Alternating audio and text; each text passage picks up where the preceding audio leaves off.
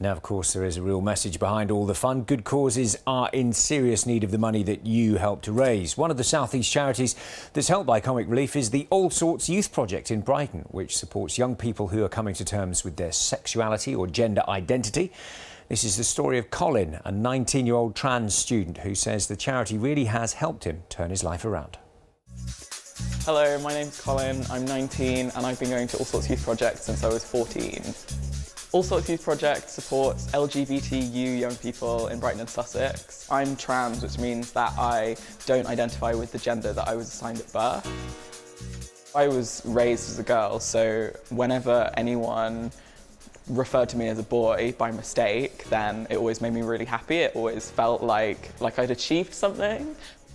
Before I came to Allsorts, my mental health wasn't perfect because I was still figuring things out and I felt really quite isolated in how I was feeling.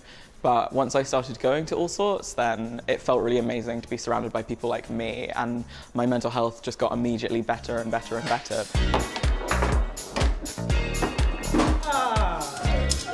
I'm really passionate about art. It's just kind of been the only way I've been able to express myself.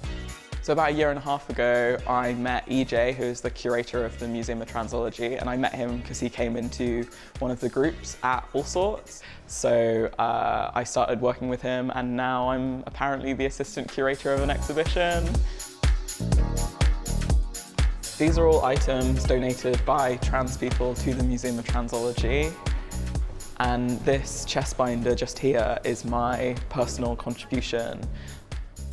I'm really fortunate in that at Allsorts and at the Museum of Transology, I'm in like a little safe trans bubble where everyone is very accepting of me as a trans person.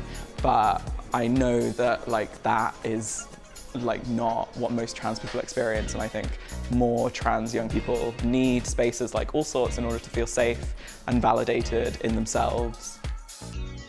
Well, you can see a picture gallery showing what you've been up to on this Red Nose Day on our Facebook page, and of course stay tuned to BBC One because the Comic Relief Extravaganza follows this programme at 7 o'clock.